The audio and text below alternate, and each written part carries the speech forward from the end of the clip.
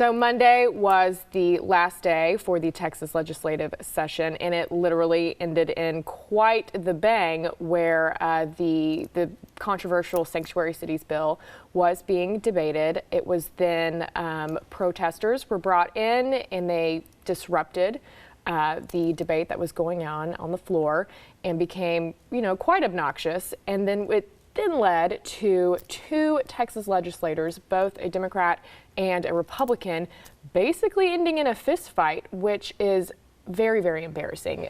You see these protests turning violent. Now we see our political officials getting physical. What happened to using your words and communicating and having a debate?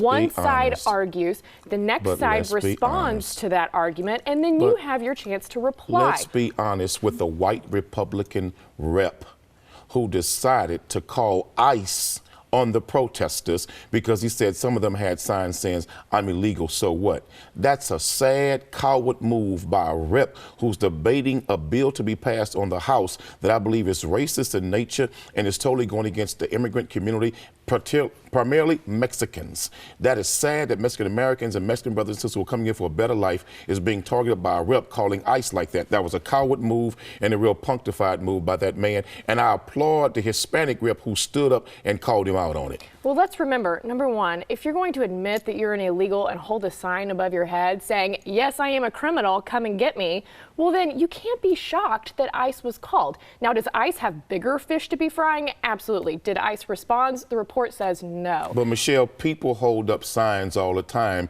saying one thing. Admitting that they're a criminal? But wait a minute, people hold up signs all the time saying one thing but totally meaning the other. You can walk into a courtroom, you're a lawyer that says justice for all, and you and I both know that's a lie. It says, look, the Statue of Liberty, she's blind, she doesn't see color when it comes to justice. You and I both know as a lawyer that's a lie. So people hold up signs all the time that represent one thing, but it's totally different when you go into that environment, into that arena. It's wrong what that man did. There's no proof they were illegals. To make that phone call was a coward act. He was wrong.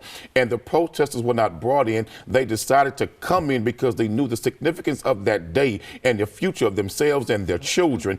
That rep was racist to do what he did, and I applaud the Hispanic rep for calling him out on that. That's exactly what it was. Do you endorse it getting physical? Because it's just absolutely silly. You and I debate weekly, and we're able to use our words, and I never throw a punch at you. I don't endorse putting your hands on anybody if it's not legally right in your benefit. But at the end of the day, some of these racist rednecks here in Texas will make you lay holy hands on them. Did you just call me a redneck? And we no, need to not remember. You. We need to remember. I don't mean you, honey. I'm talking about those who think like you that are men, not you. God, Quanell just called me honey. But what we need to remember is that this is all about enforcing the laws that are already on the books. It was a racist move.